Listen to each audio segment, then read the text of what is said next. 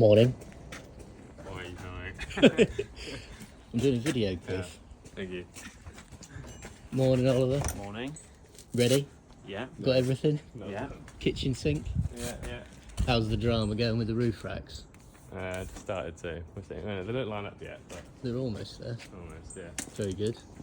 But a mini drama on Friday night because the new roof rack didn't fit the clamps that we used for the scaffolding, so nice and tidy now.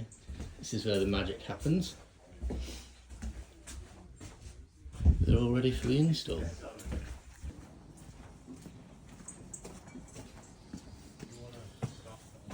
This is the office.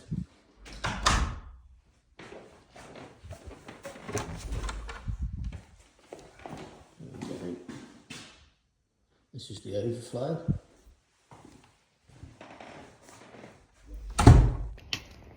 Morning. This is the first vlog that we're doing for RTKFnet. I'm George, the business manager, and I thought today would be a good day to start because we've got a big one going up to Wales to do an install.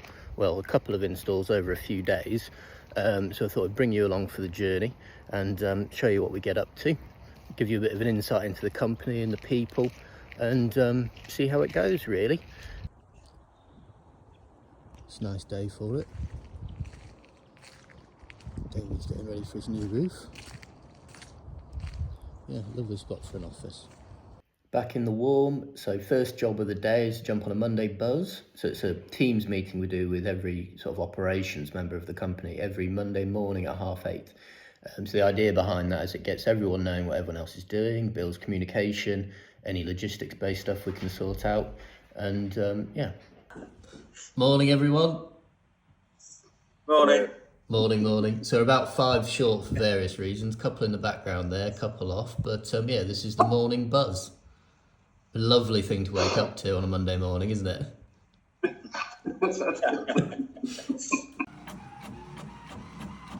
The risk assessment's printed off. Drift's all loaded up.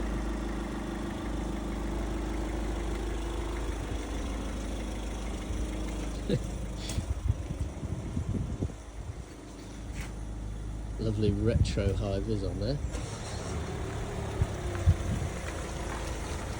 Off to Wales. Right, so that's the Monday buzz wrapped up. There was a few emails and phone calls that I had to deal with, so sorted that. The lads have already set off. There's a couple of bits to do on the way, so they're sorting that out. And I'm heading over now. So the team I'm meeting there is Martin, Mark and Griff. So they've all had the various training and certification, internal and external, everything they need to do the job. But as it's the first one that they're actually doing as a team, I thought it was a good one for me to go along to and make sure they're happy, make sure it all goes to plan, and then they'll be set up for the next couple that they're doing this week. So it looks like we've got 5 hours up to North Wales, so I best get on. We've arrived in Anglesey. Weather's looking lovely. We're here at DJS Hydraulics, so we're going to be hosting the site for us. Doing a sterling job there, Mark. Martin's getting the box on the wall. And then the antenna itself is going to be going up there. So the working at heights is tomorrow. So cherry picker will be arriving in the morning, and we'll get cracking on. So we're going to put the scaffolding brackets off here and then up, get the antenna above that peak, which gives us good vision of satellites all around, which is nice. We're going to come in with a gland. In there, straight down, along here. Box is on the wall ready. Electrician's going to put us a new plug up the top, just so it's out of the way, but for now we've got a spare one down here, which is good. This wall is about 40 centimetres thick or more, but we've got a decent drill bit to get through, so it shouldn't cause a problem. But yeah, let's deal with that tomorrow. We'll just start putting some bits onto the tray on the back of the box, and then we can be called a day. Back on site, lovely morning. We're still waiting for the cherry picker, which is unfortunate, but there's a few bits we can crack on, so that's all good. these bars pre-cut ready. Decent length, they're more than long enough to go through, but you can always chop it off afterwards. Scaffold in pieces ready to go. So we'll go up there. That's fine anyway. Griff's getting ready to take some bulkheads and get the Martin sorting the UPS and the junction blocks. So that'll all be going in. Just got to try and do as much as we can before the cherry picker arrives, and then we'll be ready. Morning, Martin. Morning. Griff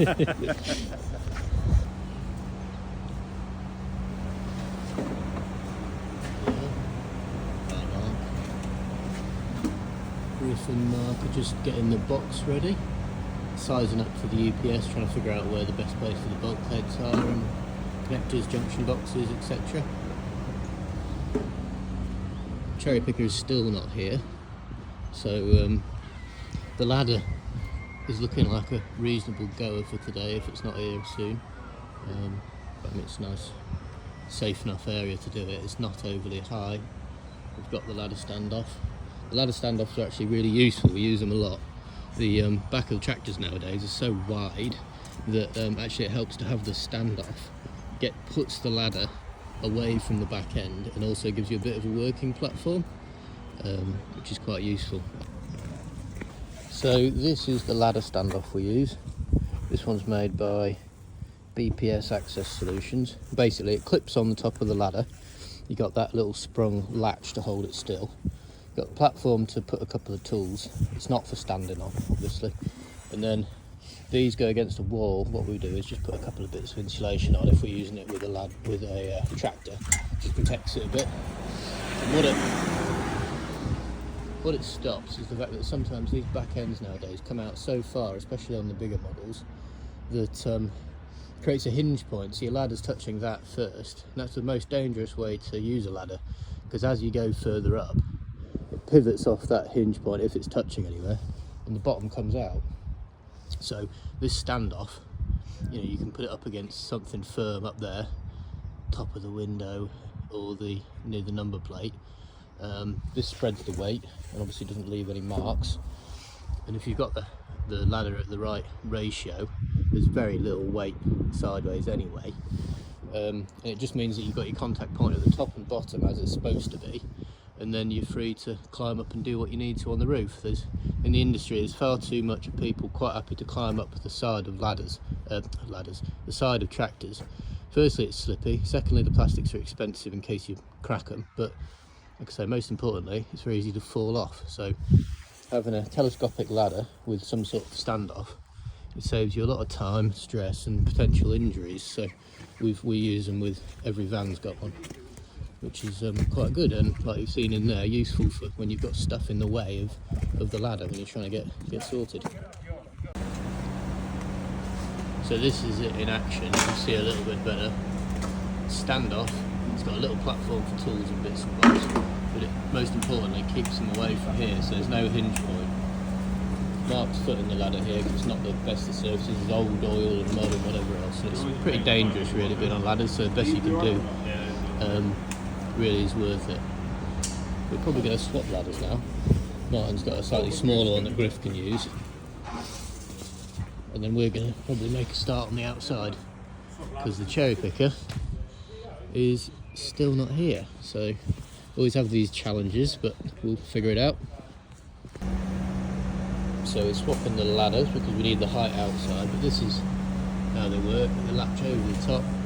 They just touch on here to stop it going forwards and backwards, but this spring holds it in place. And that's it.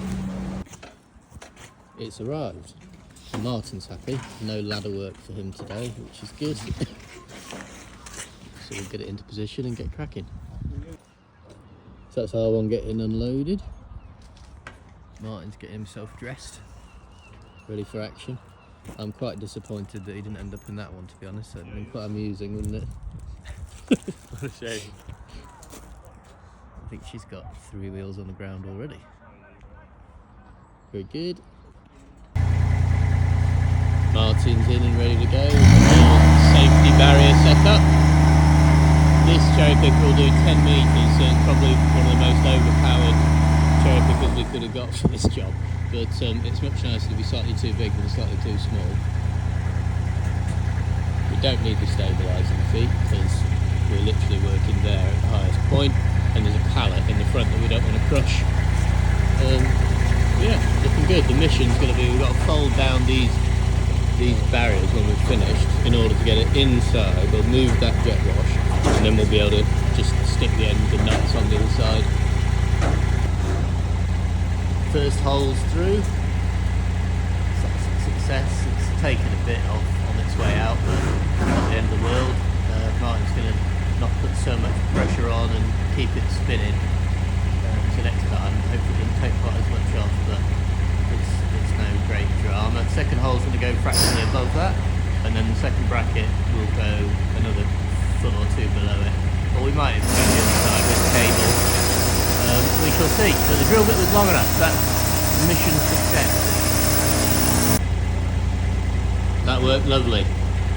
So it's just a case, a little bit less weight on the drill and let it spin and let it do the work. It's taken less off, which is good. We've got some big old washers that go on the inside anyway, so it's no great drama.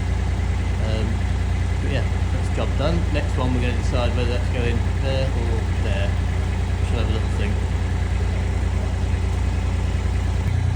First pair of holes is in, so Martin is now, I'm just about to see it there. There they are. So Martin's now measured from the top down to one of those holes as a reference. I would then look on the inside to see where we want to be compared to that for the bottom bracket. So we've got that lined up now, and so we'll send the first hole through, and then depending on exactly where that lands, we'll decide if that is then the top or the bottom hole for the bottom bracket. That's all the bar sections through.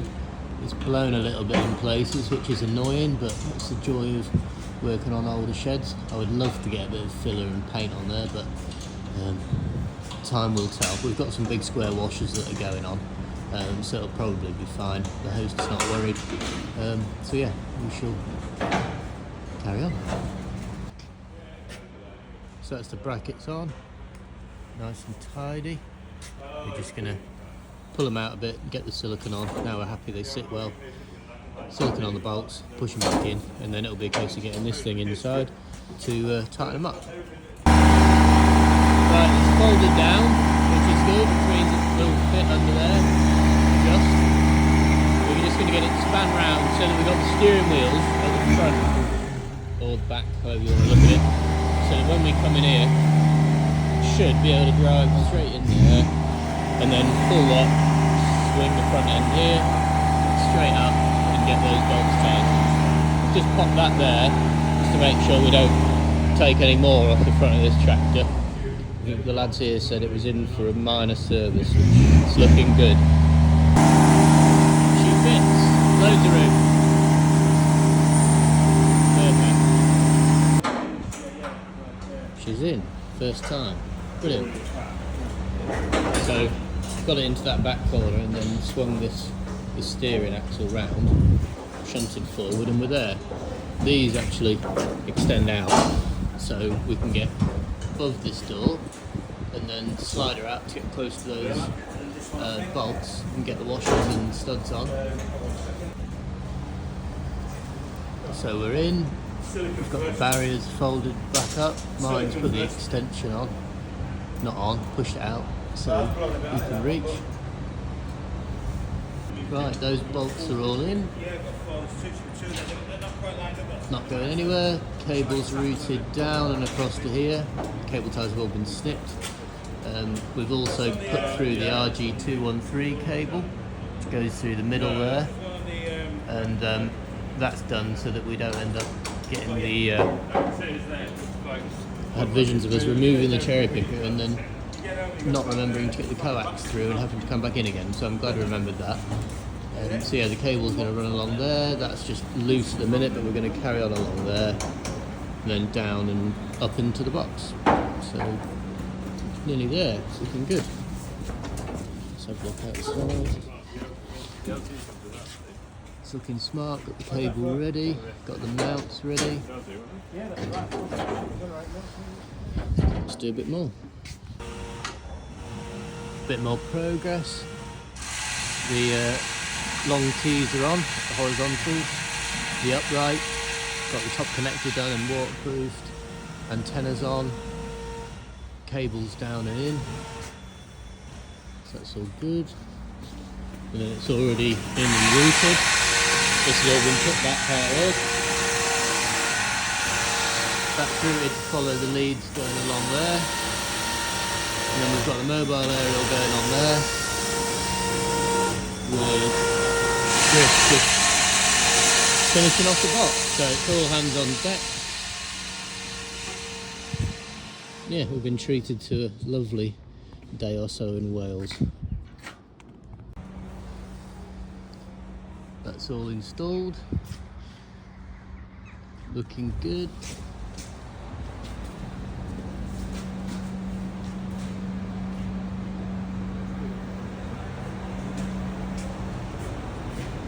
All in. We'll set the log going. Happy, Mark? Yep. Very good. So we're going to set the log going.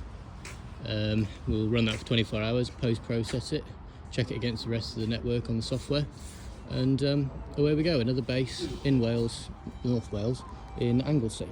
Job done. Right, it's 9 o'clock. I'm back in Cambridge now. I had to head off because I've got to be here in the morning. But Griff and Mark and Martin are staying over. They've got another base install to do at Chester. Matthew is meeting them there tomorrow, so that'll be good, get another one done. Usually it's a two-man job, to be honest, but at the minute in winter when the service demand is low, I'll get as many people as I can get there, to be honest, especially with you know, experience is really good. A couple of them are still in the sort of period of induction, so yeah, we will get as many people involved as we can. So yeah, it's a good job done.